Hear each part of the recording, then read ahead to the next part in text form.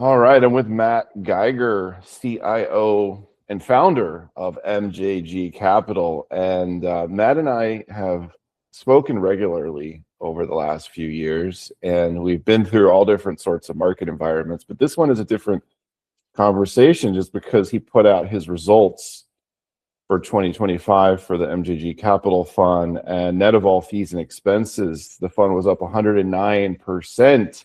Congratulations, Matt. Thanks, Robert. Happy Greenland Day to you.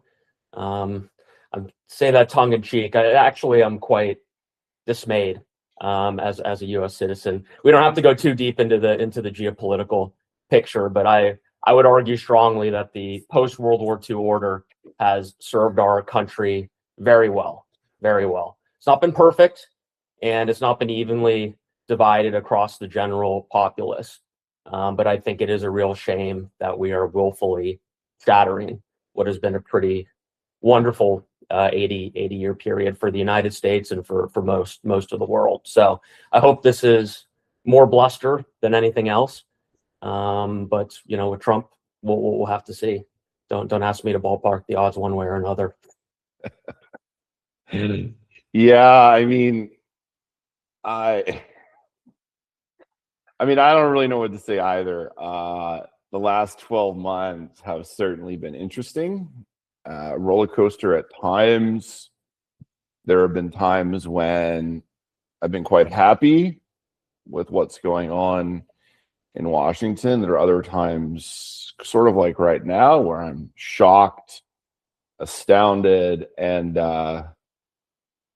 in a way, I don't really want to say it like that, but in a way, I feel a little sad to be American. I'm not sad overall to be American, but like today, it's a little shameful, right? And it's not what we want to be doing. And yeah, the post World War II monetary world order. This is literally what's driving gold and silver, and even platinum, to new highs, or new multi-year, new decade highs for platinum and new all-time highs for gold and silver. But driving these metals is what we're seeing. I mean, this is potentially a reshaping of the monetary system, and for whatever reason, this administration doesn't want to be a part of NATO and wants to shake up everything so that the U.S. is alone. I don't really. I don't really get it. I mean, I think, like, what you said, we've benefited a lot from it. Perhaps it's unsustainable in the ultra long term, and there have to be some adjustments over time. We cannot buy everything from our trading partners and make nothing essentially in the US. We have to rebalance that a little bit. But generally speaking, the dollar as a reserve currency was a pretty nice luxury to have. Why did massive luxury? Why do they want to break it? What's the point of breaking it? It's a different worldview. I think Trump and many members of his administration, view the world as a zero-sum game. And much as Russia and China have been pushing in recent years, they seem content in, divvying this up into a multipolar world where might is right, and, the strong takes from the weak, and the Chinese can dominate Southeast Asia. The Russians can dominate the stands in Eastern Europe, and we can do what we want with the Western Hemisphere. I hope that's not the direction we're going. I don't think that's good for America in the short, medium, or long term. But with these actions being taken, I think that's a logical conclusion of where at least this administration wants to take us over the next few years. Yeah, it's troubling. It's troubling because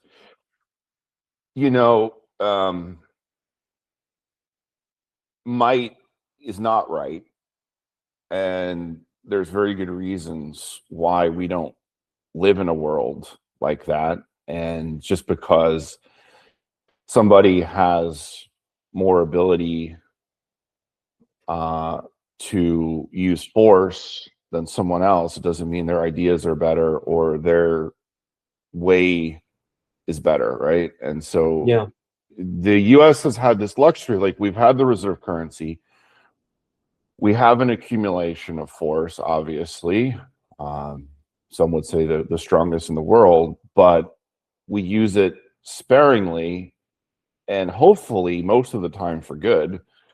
But now that sort of comes into question here. I think so.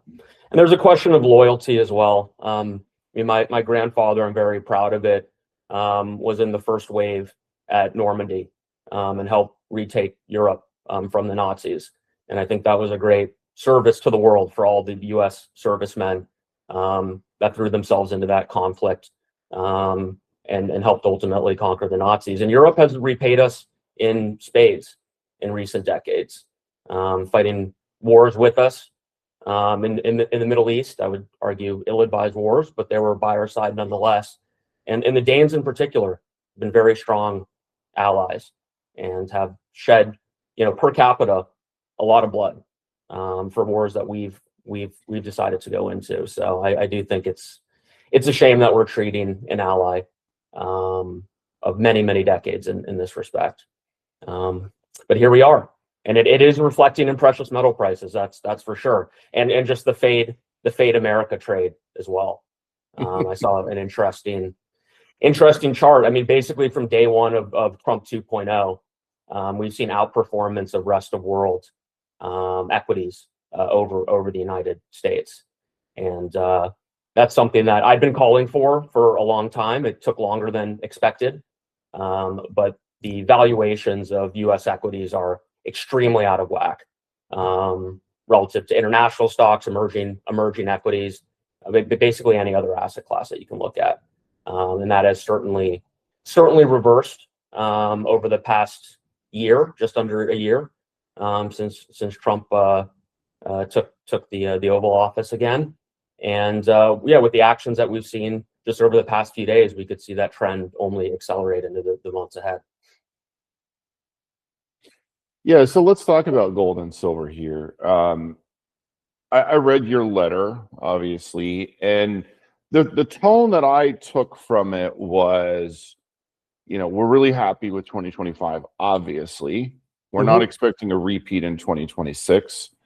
And there is some cause for caution because of what silver is doing and what silver has done. Can you expand upon that?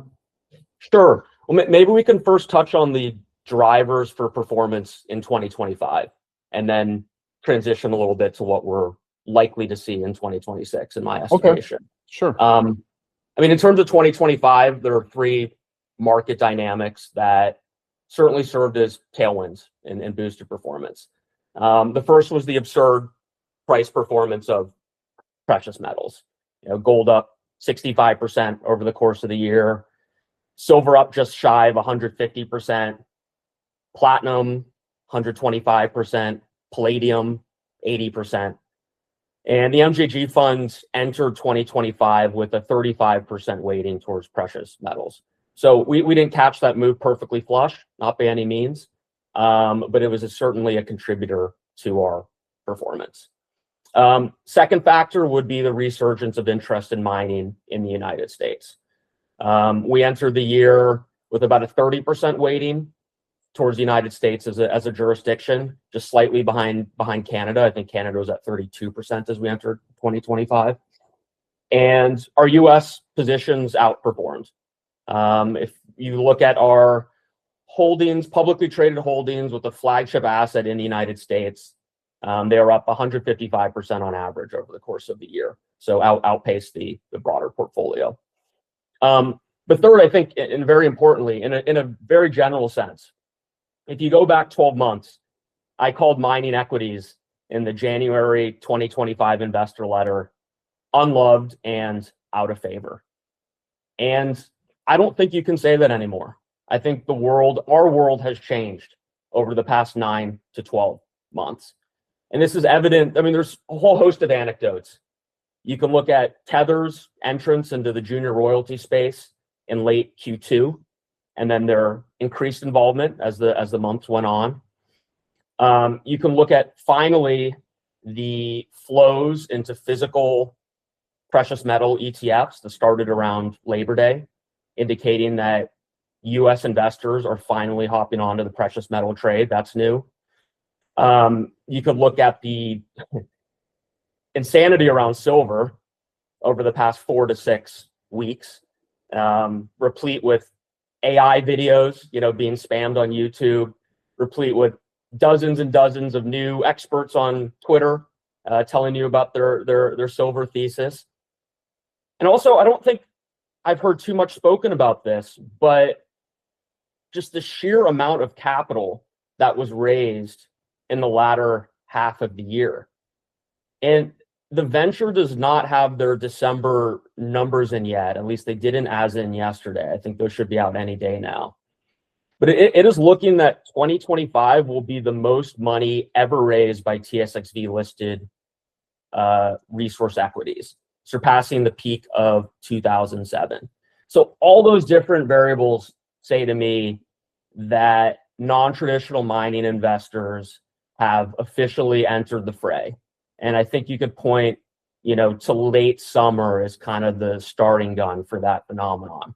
And that's very new. That's very new. So those three dynamics: precious metals performance, resurgence of mining in the US, and just a whole flood of capital that has been neglecting the space arguably for 15 years. And so those are some pretty powerful dynamics. But as you said, I do anticipate 2026 will play out a little bit differently.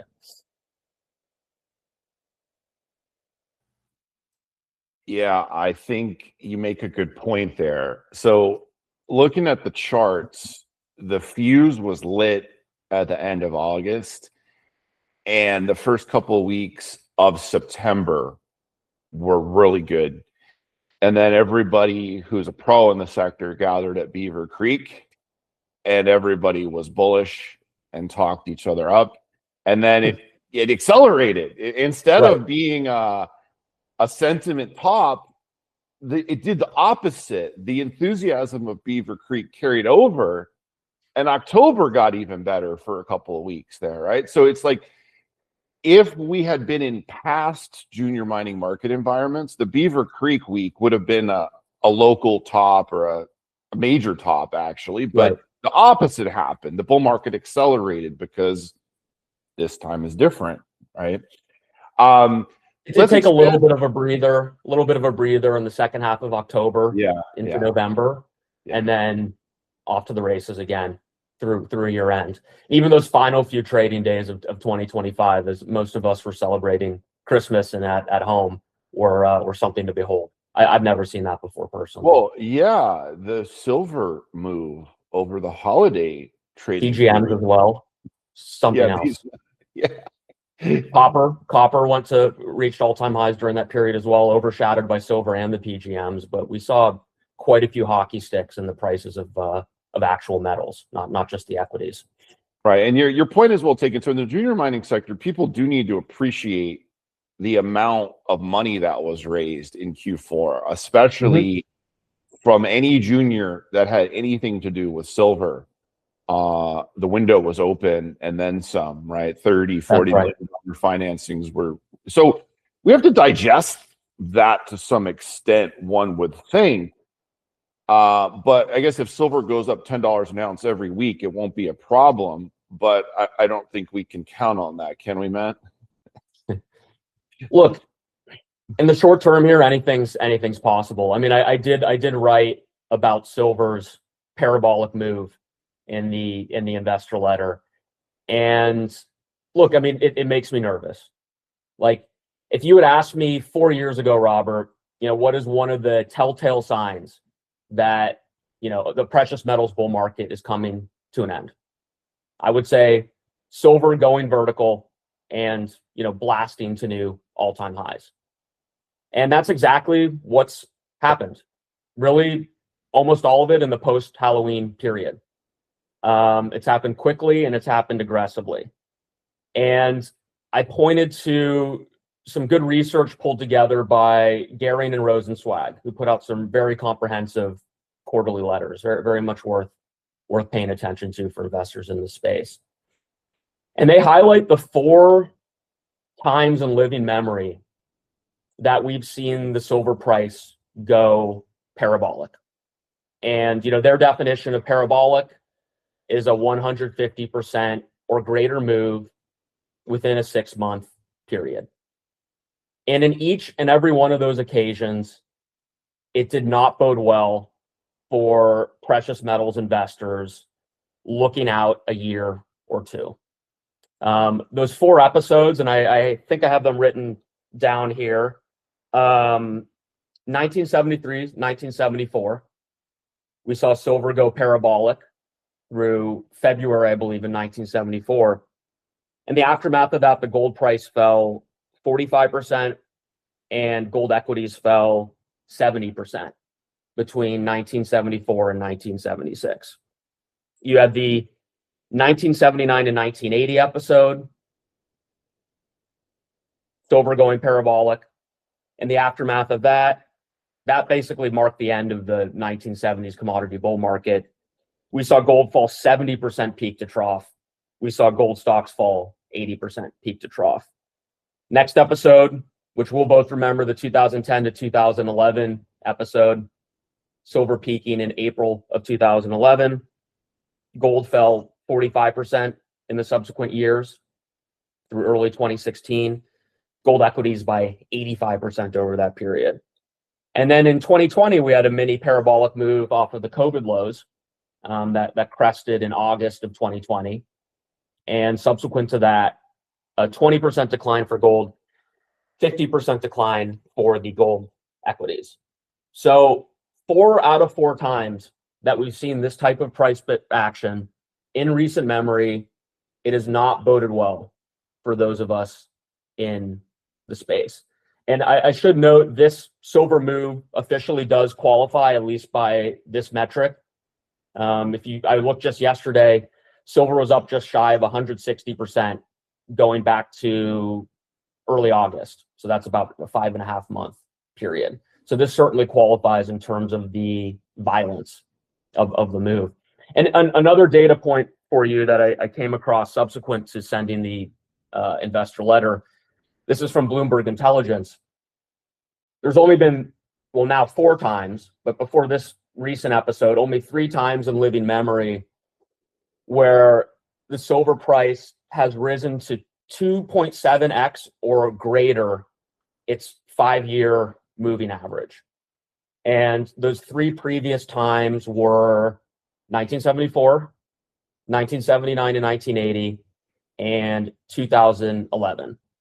And if you look at silver's 5-year moving average today, it's just under $29 an ounce. So we're at around 3.2, 3.3x. So here's another supporting data point. And again, 74, 80, 2011 marked peaks in precious metals. So look, it is possible that it's different this time. And I think newcomers that are plowing money into precious metals and precious metal equities right now are wagering, whether knowingly or not, that it is different this time. And sometimes it is. But, when given the choice between, handicapping probabilities, I'm always going to stick with historical precedent. The final point I add, and I really make pains to make this clear in the investor letter, is that this is not necessarily a signal to rush to the exits. First, silver's move continues. And I don't think silver has peaked. I think it looks very likely that we're going to test 100, if not blast through that level. And I could see silver going markedly higher over the next 4, 8, 12 weeks. I wouldn't rule that out by any means. But even in the hypothetical that silver has peaked or silver peaks tomorrow, if you go back to 1974, the gold price actually ran another 10 months before that 45% decline commenced. And if you go back to 2011, Gold price ran for another 5 months. Gold equities ran for another 4 months, I believe, before the 2011 to 2015 bear market began in earnest. So even if you view this as a warning sign, as I do, it's more likely to be a leading indicator than a sign to immediately hit the exit. And as such, that's why we still hold 29% of our portfolio in precious metals equities as it stands. So we still have healthy exposure. But you know, I'm increasingly cautious as each month passes.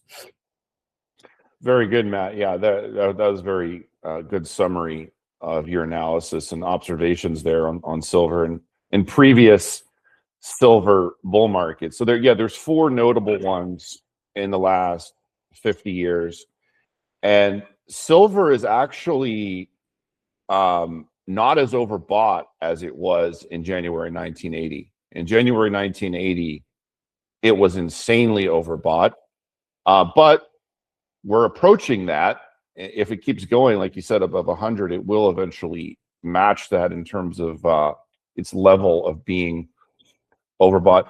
Personally, I kind of have had a price target on silver above 130 long term, but I didn't necessarily think it would be achieved in January 2026. That was like more like a 2028 or 2029 price target. I was looking at the quarterly chart to come up with that price target. And absolutely, I mean, the ease at which silver just cut through $50 an ounce shocked me. Like, I was expecting a 6-month consolidation between $40 and $50 an ounce. So it was such an important technical and psychological level going back 40 plus years. But I agree with you. The speed at which this has happened is just shocking. Yeah, it's shocking. But I guess on the flip side of that, so let me put on my silver mega bull cap for just a second, and then I'll take it off. Once a level like that is broken, like that long-term key resistance level everybody has talked about since I was a little kid, $50 an ounce. In fact, my father told me stories about silver at $50 an ounce in January 1980, right? And so that price level had such memory to investors and to the charts that once it's broken, like once it's clearly broken, like that's a classic example of a blue sky breakout. But there's no telling how high the market can go once a level like that is broken, and we're going to find out. I mean, we're finding out right now. I think everybody except for the most diehard silver advocates have been somewhat shocked by the fierceness and violence of this breakout. That's right. That's right. I will say, if you look back to the 4 previous episodes in which silver's had similar moves, and I agree with you. I mean, in each of these episodes, different macroeconomic conditions, different supply demand dynamics, different narratives. And that is true today. Like, photovoltaic solar demand has never been in the picture. 2011 did not accompany a potential fracturing of the global monetary order. So there are key differences to this move to the previous ones. But if you want to look towards history, there were really 3 different outcomes that occurred after the parabolic silver moves. 2 of them we definitely don't want. 2 of them were ugly. The 1979 and 1980 silver move and the 2011 silver move marked the end of decade-long commodity bull markets. I don't think that's causation, that's more correlation, but in 2 out of the 4 circumstances, it did mark the end. And anybody invested in basically any commodity or resource equity in the following number of years saw tremendous capital destruction. I don't think that's what we're seeing this time around. I think it would be hard to argue that we're in a broad-based, or the late stages at least, of a broad-based commodity bull market with the prices of, agricultural products, energy in particular, in the toilet. So I don't think this is marking the end of a move of that magnitude. 1973/1974, that silver move preceded by about 10 months a very painful correction between late 1974 and 1976 into 1977. Precious metals bottomed sometime in 1976. The rest of the metals complex and really commodities complex bottomed in 1977. Oil was the one exception over that period, by the way. That commodity did not correct. But the rest of the commodity complex suffered a pretty dramatic correction. So this could be signaling that is in our relatively near future. And then the third outcome we saw in 2020, when silver peaked in August of 2020. And that did not signal the end of a commodities bull market, nor did it signal a violent correction. Instead, we saw what I describe as a baton handoff to the rest of the commodities space. And we saw a pretty wonderful 20-month run through the end of 2020, through all of 2021, and into the spring of 2022, where base metals, critical minerals, ag minerals, agricultural products, energy roared. And looking into my crystal ball, I do not say this with a high degree of confidence, but my best feeling is we're somewhat in a blend of categories 2 and 3. So I do think we are likely to see outperformance of the rest of the metals complex in 2026. I would not be surprised to see a baton handoff, as we saw in the post-August 2020 period. And then for this to lead into a more substantial correction sometime in the indeterminate future. I would be foolish to put an exact date on that, but maybe we could run for 12 months or 18 months. See the broader commodity complex run before pain is felt. So that's my best read of the situation. Yeah, no, very good. And I think that makes a lot of sense. And even for silver, so let's say hypothetically silver does get above 100 here prior to it putting in an intermediate term peak.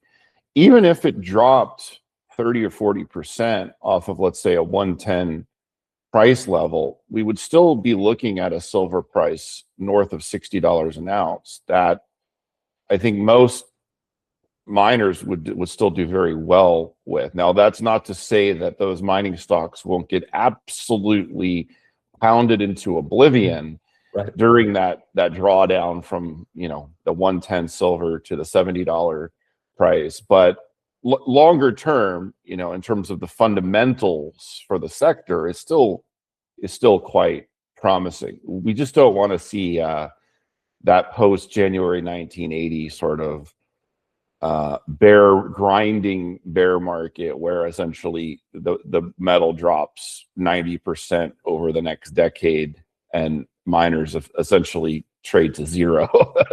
Yeah, that's the one. I would argue the higher silver goes in the immediate term, the greater that risk becomes.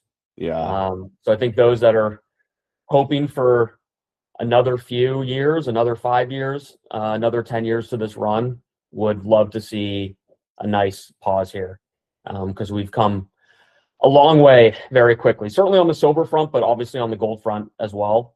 And the PGMs have finally responded as well. So these are healthy prices, as you know. I mean, I believe the global all-in sustaining cost for silver is in the low $20 range as we stand, maybe closer to $25. But even if it drops back to 60, like you said, these miners are making wonderful margins at silver prices 30% below current levels.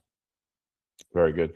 All right, so let's put a bow tie on the silver part of the conversation. So how is the fund set up for 2026, and which areas or which metals are you overweight now? So we are very heavy into copper. That's been the case now for a good 12 plus months. As of year end 2025, our copper exposure sat at 43% of the weighted portfolio. I believe that was up from 37% a year before. So our exposure to copper has only continued to climb. That's our highest weighting towards a single metal since we were weighted 50% above 50% towards gold in mid 2020. So clearly, with that type of exposure to copper, I'm constructive on the metal, at least in the short term here. Morgan Stanley is projecting that we're going to see deficits that exceed anything that we've seen in the past 20 years. I know Goldman has come out with some competing research recently and is a little more sanguine on copper's prospects, at least in the second half of the year. But I think we're set up nicely here. And if you look at the copper to gold ratio, we are not at historic lows because copper has responded in the past 90 days, but we are close. Like if we talked 4 months ago, copper would have been cheaper relative to gold than any time in over 40 years. And we are still near those levels. So I think there's, from at least a relative perspective, there's plenty of catch up to be played. With that said, I always, take care to caveat that our 7 positions are not reliant on further increases in the copper price.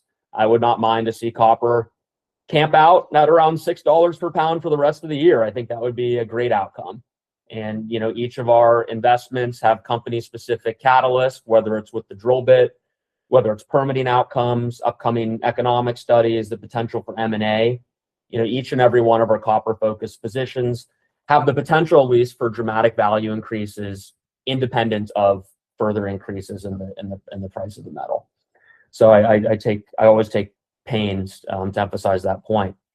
Another point in positioning I did mention earlier, but we're 29% of the portfolio is weighted towards precious metals. That includes gold, silver, and PGMs. That's still a healthy weighting. Obviously, that's vastly more than 99.9% of investment funds that are out there globally. Though I will say, compared to more comparable mining funds, I think that is underweight. Like if I had to ballpark the typical mining funds weighting towards precious metals right now, it's probably in the 50 to 60% weighting. So I think we're about half of what comps have. And that speaks to my view, or at least strong hunch, that we're going to see outperformance of non-precious metals throughout 2026.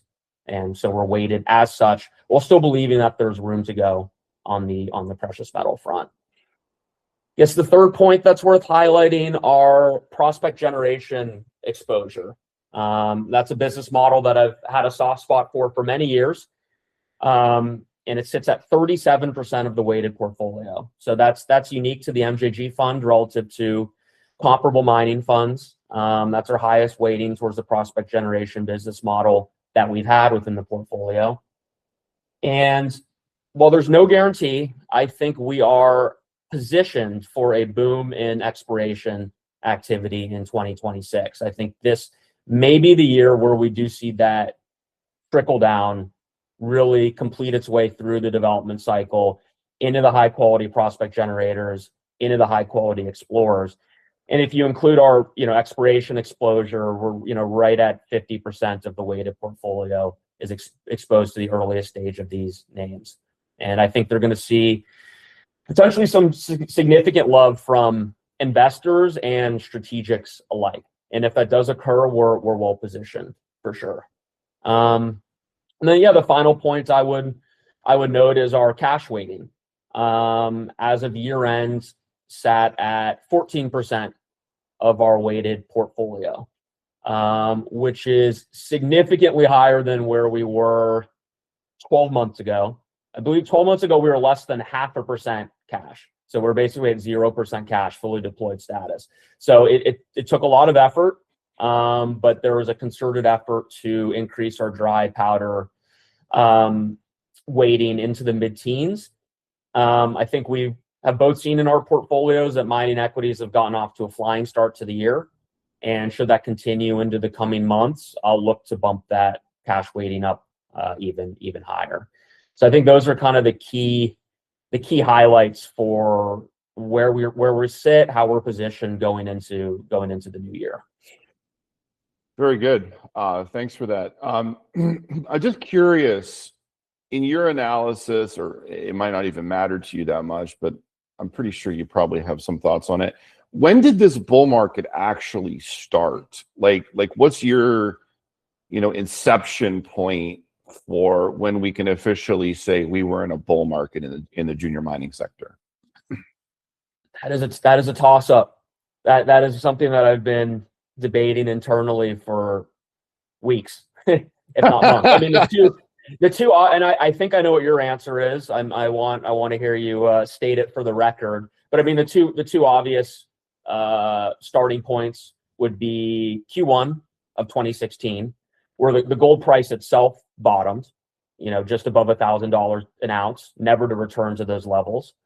And then the second obvious window would be the COVID lows in March, early April of 2020.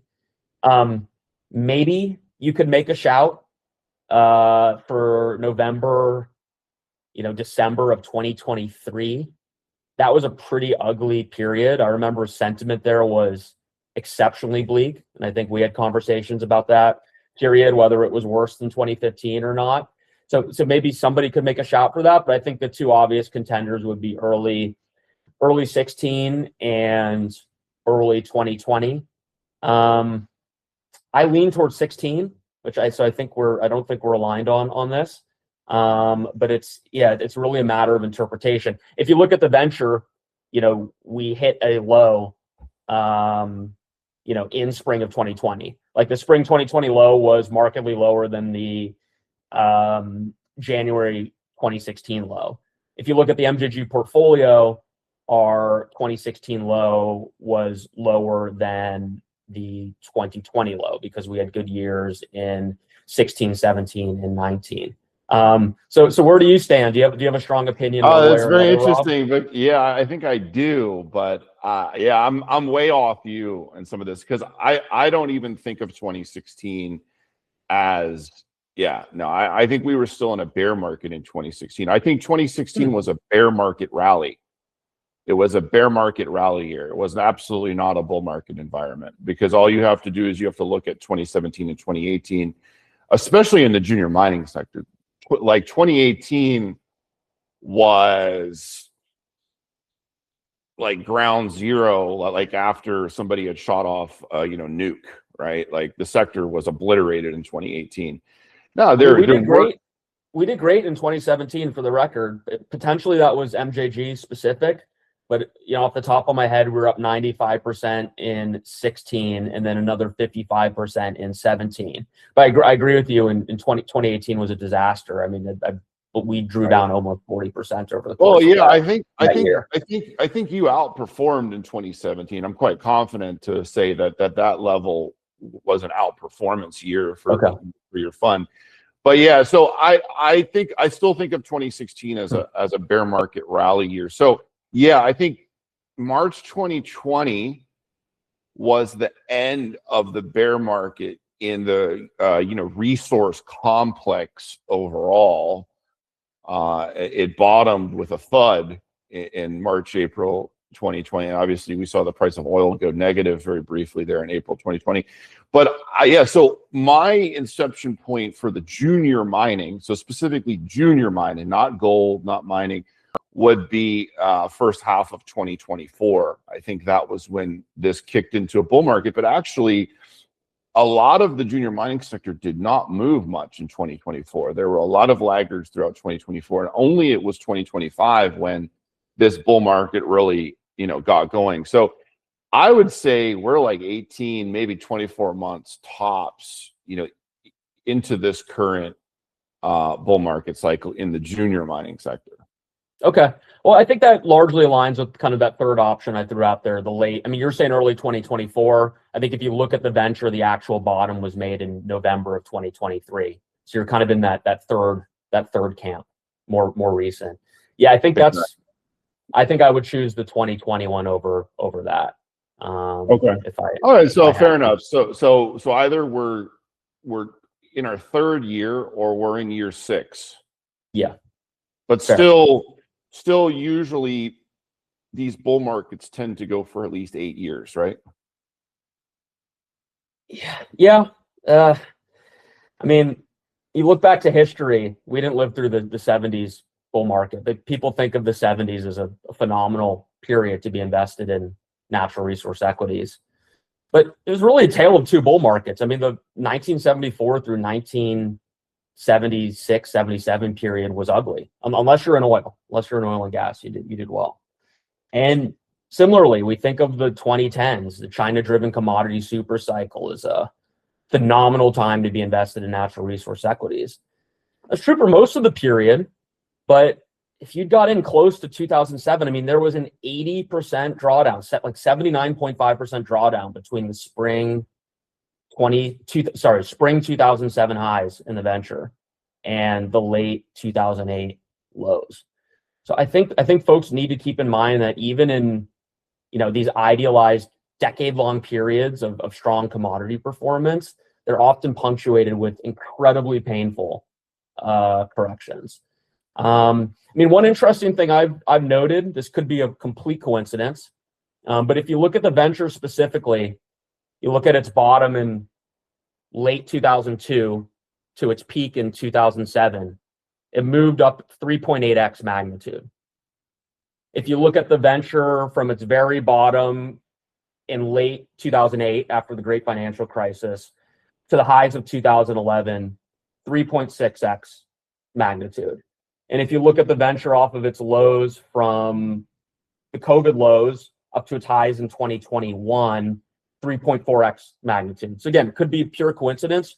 For one reason or another, the past three, true moves we've seen in the venture have been, weighted around that 3.5x number, which if history played out perfectly in this case, would take us to around 17 or 1800 on the venture before we saw that next correction. So you're the chart guy. I'll leave that for you to determine whether that's just pseudoscience or whether there might be something there to consider. Absolutely. No, absolutely. And I know we'd always joke about the term, it's different this time, or this time is different. I think this time is really different. I'm not saying that it means that we'll never have a bear market again, but definitely with the things we're seeing in the world today, with where interest rates are, with the onshoring of mining and manufacturing in North America, the reshoring, and some of the things that this administration wants to do, and some things that are already in progress, globally. I think we can say it's different this time. Again, that doesn't mean that there won't be bear markets again. Of course, there'll be bear markets, but this is very different from what we saw in the 70s or even in the 2001 to 2011 bull market in the sector. So yeah, this time is different, and you might have to play it differently, right? And that means that the timing of things is also a bit different. I hope you're right. Long live this bull market. I'd like to think this will be a strong year. I mean, our two banner years since inception, 2025 aside, were the 95% return we posted in 2016 and the 113% return that we posted in 2020. And in both cases, the following years were also positive. 2021 wasn't nearly as positive as 2017, but there was follow-on. Resource equities went from strength to strength. It's the year after that where we suffered pain. And like you said, it could very well be different this time. But yeah, 2018 and 2022 were the years where it really hurt. So we'll see if history repeats, at least for 2026. Very good, Matt. Thank you so much for your time. This was an insightful conversation, and I really enjoyed it. Thanks, Robert. Thanks for having me.